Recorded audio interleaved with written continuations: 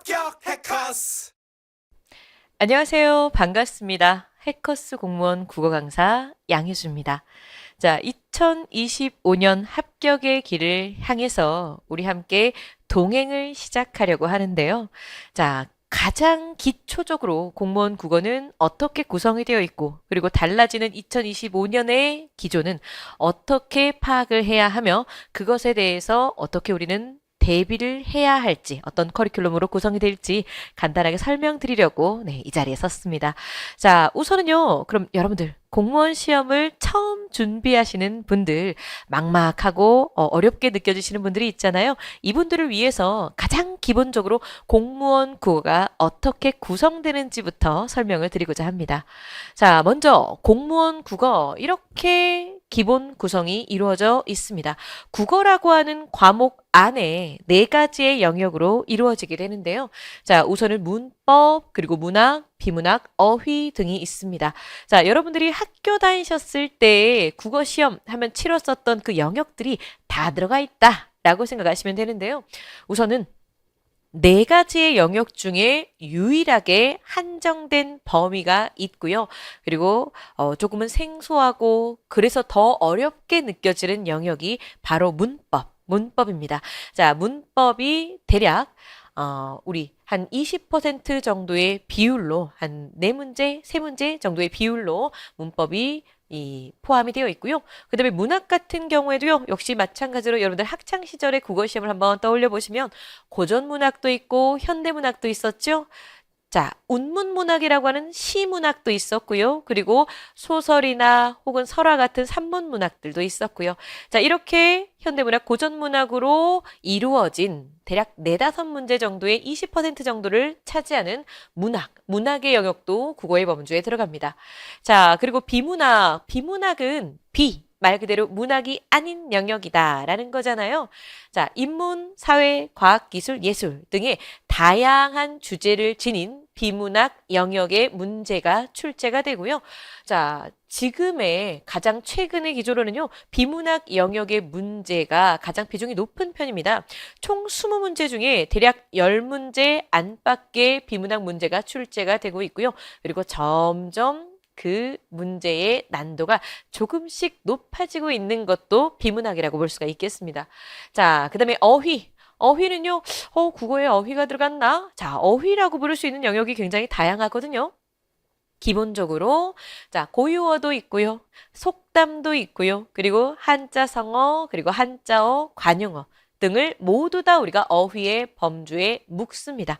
자, 그래서 우리 공무원 국어 같은 경우에는 이렇게 문법, 문학, 비문학, 어휘의 4가지 영역으로 구성이 되어 있습니다. 선생님, 이렇게 4가지 영역에 20문제로 출제가 된다는 건 익히 들어서 알고 있는데요. 2025년부터 그 국어의 기조가 특히 국가직, 지방직 구급시험의 국어 기조가 조금 달라진다고 들었어요. 선생님, 그러면 그거는 어떻게 대비를 해야 할까요? 자, 그러면은요, 어떠한 영역에 몇 퍼센트 정도의 문제가 나온다? 이거보다 더 중요한 거는, 그럼 앞으로 어떤 유형의 문제가 나올 것인가? 그것이 더 중요하지 않겠습니까? 자, 그래서 지피지기면 백전, 백승입니다. 자, 먼저 국가에서 어떤 기조로 변화를 할지 가이드라인으로 정해준 예시 문제들이 있어요. 그 예시 문제들을 통해서 이런 유형의 문제가 출제가 되겠구나. 우리 한번 검토해 보도록 하십시다. 자, 우선은 2025년 공무원 국어 문법 영역입니다. 자, 만약에 제시를 하시는 분들이라면 혹은 저는 초시지만 작년, 재작년 기출문제 등을 한번 보고는 왔어요. 하시는 분들 조금 당혹스러우실 겁니다. 선생님 이게 문법이 맞나요? 문법 문제가 이렇게 길었나요? 싶으실 텐데요. 자, 이제 문법의 성격이 조금은 달라집니다. 자, 안 그래도 생소한 용어, 개념 이런 것들 때문에 조금은 거리감이 있었던 문법 영역인데 마치 비문학 같이 보이시죠? 자, 비문학이라기보다는요, 정확하게 말하면 언어학적인 성격이 강해집니다. 자, 그래서 기존의 문법 문제 같은 경우에는 여러분들이 이 문법적 이론의 지식을 어느 정도 이해하고 암기해서 풀어내야 되는 파트가 바로 문법 파트였다면 이제는 이 문제를 해결하기 위해서 필요로 하는 이론적 지식을 이렇게 보기를 통해 먼저 우리에게 제시를 해준다라는 거죠. 자, 그러면 보기에 실려 있는 이런 문법 이론을 바탕으로 해서 선지에서 답을 끌어내게 하는 언어학적 지문의 형태로 변화한다라는 겁니다. 선생님, 그러면 문법 안 그래도 어려운데 딱히 이론 정리하지 않아도요. 여기에 있는 이 지문상의 내용을 잘 이해하면 답을 찾을 수 있지 않나요? 그렇습니다. 자, 이미 제시된 정보 속에서 답을 끌어낼 수 있는 충분한 근거들은 들어있거든요. 하지만 우리가 간과하면 안 되는 사실. 자, 여러분들 공무원 국어 20문제입니다. 이 20문제 무제한의 시간 내에 풀어내는 것이 아니라 대략적으로 한 20여 분 내에 그 20문제를 해결해 주셔야 됩니다. 자, 그러면 비문학 문제가 아까 대략 50% 정도 10문제 안팎이라고 했고 비문학에서 당연히 더 시간이 쓰일 수밖에 없기 때문에 문법 문제 한 문제를 풀어내기 위해서 우리가 할애할 수 있는 시간은 1분이 안 된다라는 거죠. 자, 그런데 그 1분이 안 되는 시간 내에서 지문에 있는 내용을 처음 보고 이해해 가면서 끄덕끄덕해 가면서 선지의 답을 끌어낸다? 쉽지 않을 겁니다.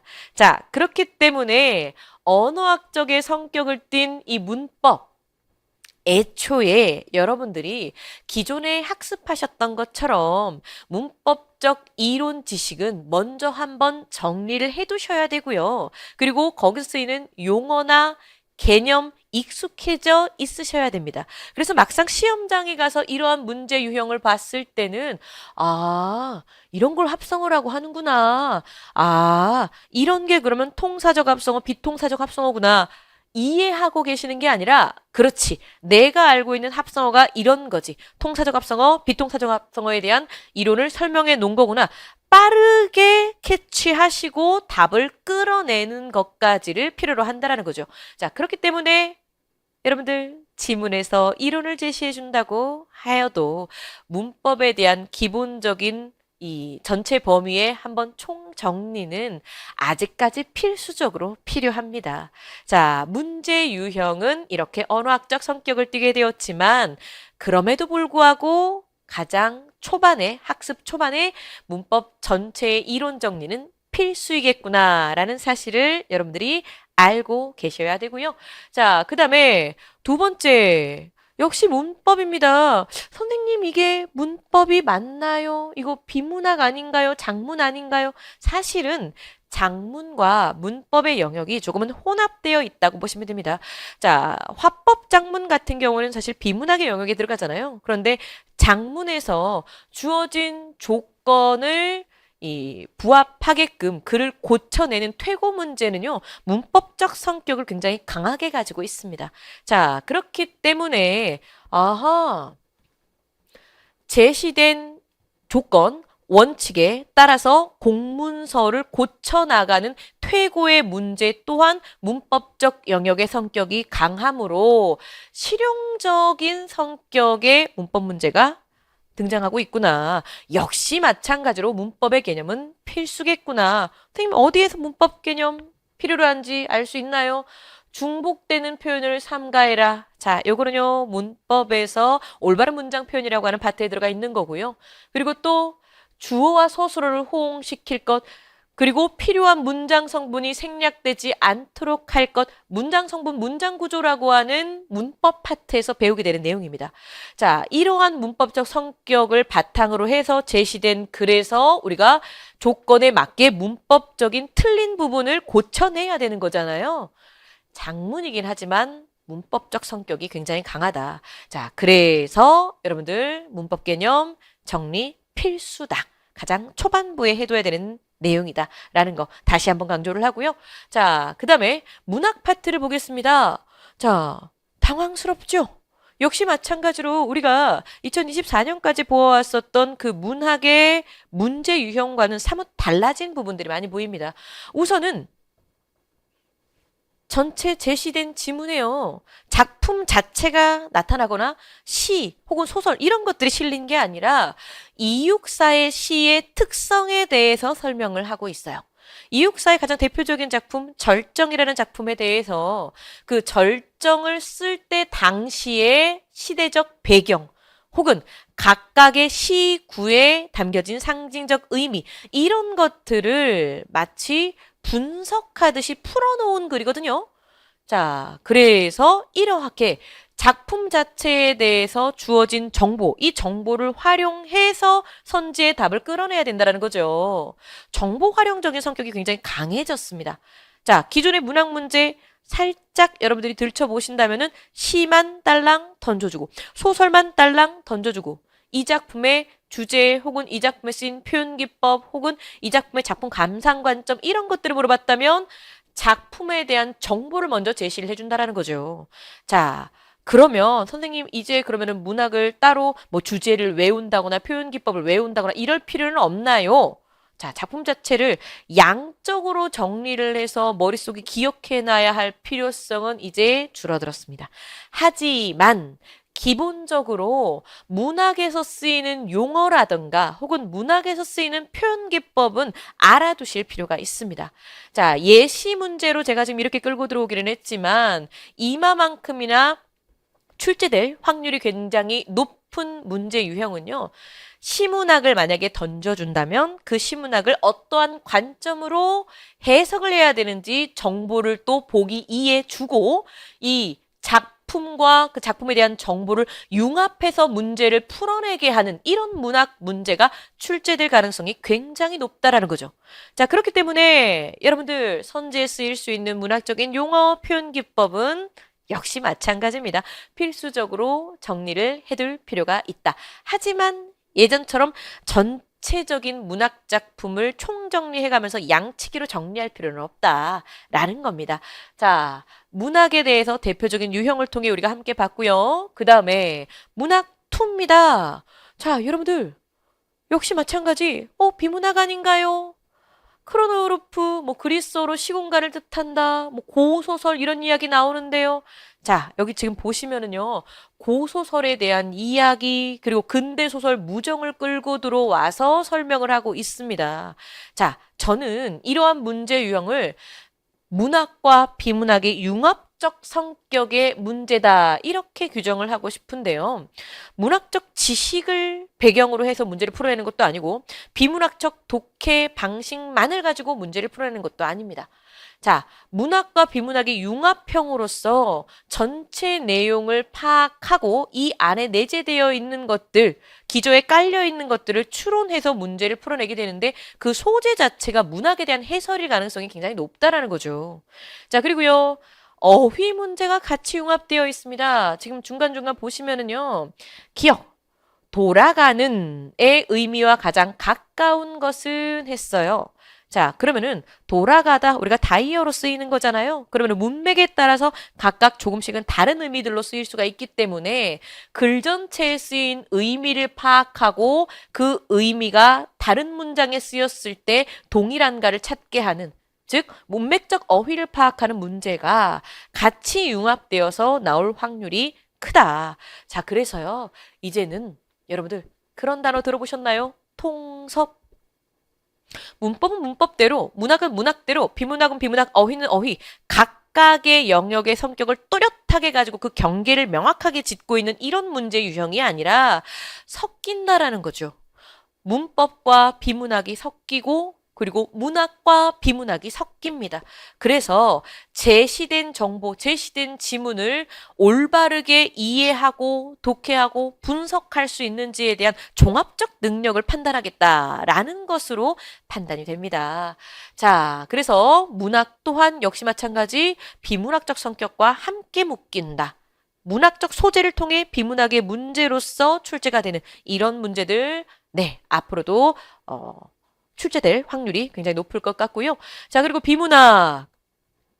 기존에 우리가 봐왔었던 비문학 유형 여전히 출제됩니다. 당연히 뭐 사실적 사고를 필요로 하는 내용일치, 그리고 뭐 주제 문제라든가, 혹은요, 문단이나 문장의 순서를 바꾸거나 빈칸 추론하기 이런 문제들은 꾸준히 봐왔었던 문제라는 거죠. 자, 그런데 새로운 유형. 자, 보시면은요.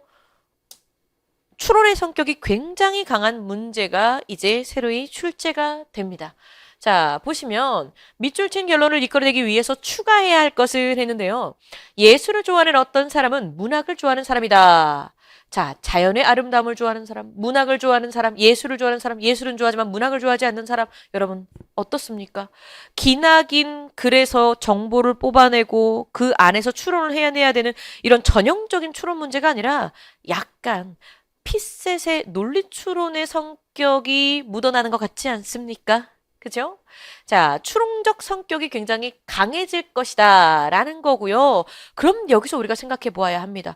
선생님 이거 차분히 앉아서 꼼꼼하게 하나씩 하나씩 따져보면은 그래도 맞을 수 있지 않을까요? 어떤 특별한 이론을 필요로 하는 게 아니잖아요. 맞습니다. 특별한 이론을 필요로 하진 않죠. 그런데 우리가 계속 간과하지 말아야 될 포인트 하나. 우리는 제한 시간 내에 문제를 풀어내야 한다라는 거죠.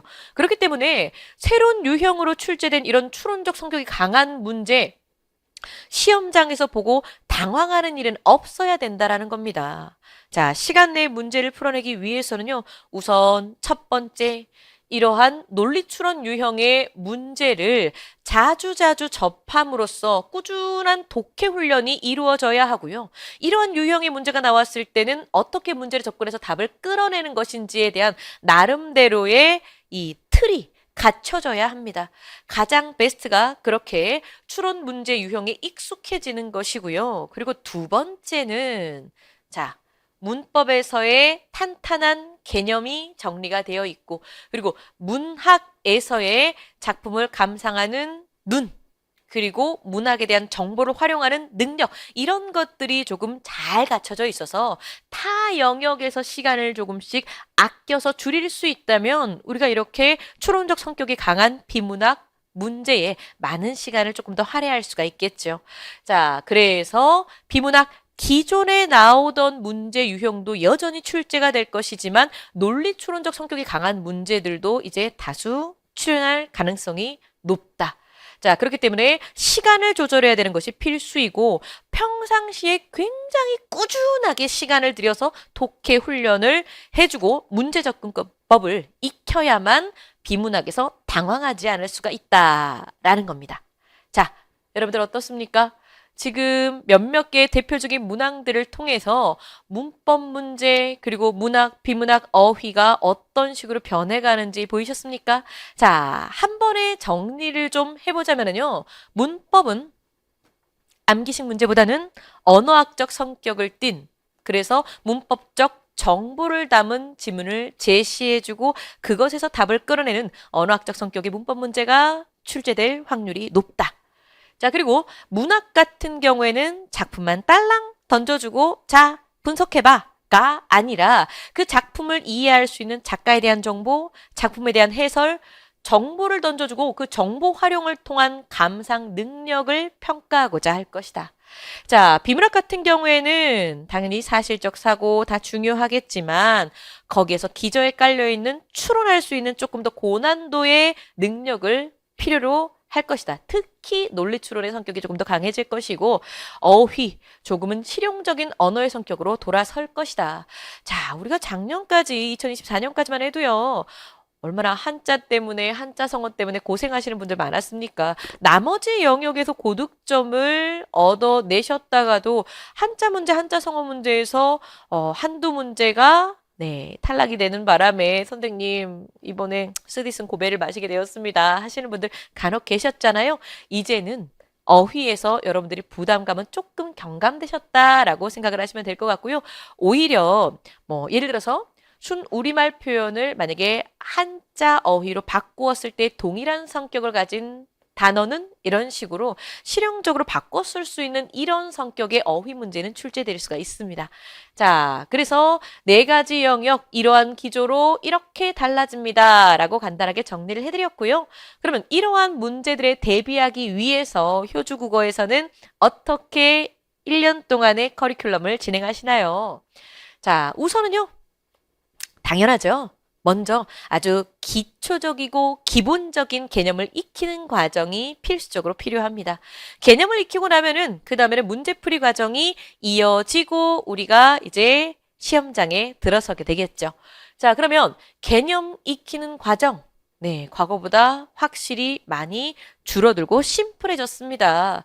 필수 이론, 올인원 강의라고 해서요. 예전에는 뭐 기본반, 심화반, 2달, 넉 달 이렇게 기나긴 시간 동안을 투자해야 됐다면 자, 여러분들 아까 4가지 영역에 대한 분석 보셨죠? 이제는 얼마나 배경 지식을 많이 갖추고 있고 암기하고 있고 외우고 있는가를 테스트하는 시험이 아니기 때문에 문제를 풀어내기 위해서 필수적으로 필요한 아주 간략한 이론 정리만 올인원 강의에서 진행을 하게 될 겁니다. 자, 그리고 이 이론 강의, 올인원 강의에서 조금 더 심화되어서 이런 부분까지 알아두면 더 좋을 것 같아요 라고 하는 추가 구성된 강의가 바로 디딤돌 플러스 강의입니다. 자, 예를 들어서 필수 이론 올인원 같은 경우에는요, 네, 갈래별로 대표적인 작품 한두 개만 다룬다면은 거기서 쓰인 문학적 표현 기법이라든가 문학적 용어 이런 것들은 디딤돌 플러스에서 말 그대로 디딤돌이 되어줄 수 있도록 네, 플러스되는 강의 구성이 될 거고요. 그리고 비문학적으로 필요한 화작문의 이론이라든가 아니면 논지전개 방식 이런 것들도 전부 다 디딤돌 플러스에서 조금 더 보충이 될 것입니다. 자, 이런 개념 익히기 과정을 통해서 우리가 가장 먼저 문제풀이 과정에서 다루게 되는 문제는 기출문제입니다. 자, 선생님 왜 기출문제를 이론 끝나자마자 이렇게 바로 접근을 하나요? 간혹 물어보는 학생들이 있는데요. 여러분들 기출문제 풀이에서는 내가 몇 점을 맞았다. 와, 이 정도면 합격선인가? 이것을 파악하고자 하는 것이 아니라 내가 배워왔던 이론들이 어떠한 유형으로 출제가 되고 앞으로는 또 어떠한 방향으로 출제가 될지를 가늠해보자라는 것입니다. 그래서 전체적인 배운 영역 중에 무엇이 중요점, 포인트였고 무엇에 내가 아직 취약한지를 파악하는 그 과정이 바로 첫 단계 기출문제 풀이라는 거죠. 자, 기출문제 풀이를 통해서 자신의 취약점을 파악을 했다면 그 다음에는요. 각각의 단원별로 나눠진 문제풀이가 들어갑니다. 자, 기출풀이에서 내 취약점을 파악했다면 여기서 이제 그 취약점, 약점을 보완해야 되겠죠? 자, 이렇게 문제풀이 과정을 따라가면요. 가장 마지막에는 동형 모의고사 시간을 갖게 됩니다. 동형 말 그대로 실제 시험과 가장 유사한 동일한 형태의 모의고사를 풀어봄으로써 실전에 대비한다라는 것이죠. 자, 굵직굵직하게 보면은요. 이렇게 개념 익히기 과정과 문제풀이의 과정으로 총 1년 동안의 커리큘럼이 이어지게 되고요. 자, 그러면 문제풀이 과정, 특히 이 부분에서 제가 지금 기출, 단원별, 그리고 동형으로 이어질 것이다 라고 말씀을 드렸는데요. 여러분들, 올인원에서 바로 넘어가면 되나요? 자, 올인원 강의는 필수이고요. 거기에서 조금 더 여러분들이 이해를 도와줄 수 있는 강의가 디딤돌 플러스입니다. 특히나 제시가 아니라 초시생인 경우. 자, 그리고 사실은요, 국어 공부는 고등학교 졸업하고 나서 수능 보고 나서 좀 손에서 논 지가 오래되었어요. 하시는 분들은 초시생 필수 코스입니다. 디딤돌 플러스 강의 꼭 들어보시고요. 그리고 영역별로 나눠져 있습니다. 자, 화작문이나 논지전개 방식에서 필요로 하는 이론, 비문학, 디딤돌 플러스, 그리고 문학, 디딤돌 플러스 이렇게 다 나눠져 있거든요. 그래서 영역별로 개별적인 이론을 보완하는 디딤돌 플러스를 잘 활용하시고요. 자, 그러고 나서 이렇게 문제풀이 과정으로 넘어왔을 때는 잊지 말아야 되는 것은 무조건 많이 푼다고 좋은 건 아니라는 거죠. 양치기 지향합니다. 하지만 나에게 이 구멍이 나 있었던 이런 부분들을 메우는 과정이라고 생각하면서 취약점을 보완하는 시기다라고 기억을 해주셔야 됩니다.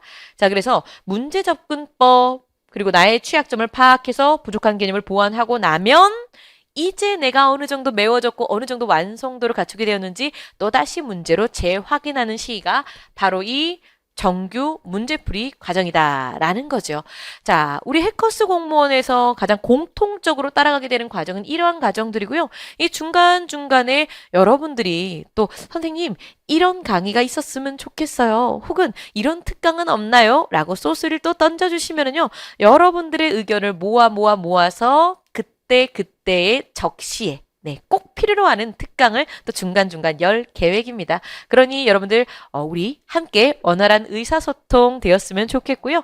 자, 이제 정리를 해보면요. 문법은 암기식 수업은 지향합니다. 원리를 이해해야 하겠죠. 그래야 지문으로 제시되는 정보도 우리가 그 원리를 통해서 네, 같이 적용을 시켜서 이해할 수 있겠죠? 자, 원리 이해를 바탕으로 하는 효율적인 개념을 설명을 할 겁니다. 그리고 새로이 시작되는 언어학 유형에 적합한 필수 이론을 선별적으로 효율적으로 학습하게 되실 겁니다. 자, 그리고 문학은요. 자, 선생님 문학도 범위가 있나요? 라고 질문하시는 분들이 있는데요. 보통 중등교육과정에서 교과서에 들어갔었던 작품들 위주로 출제가 됩니다.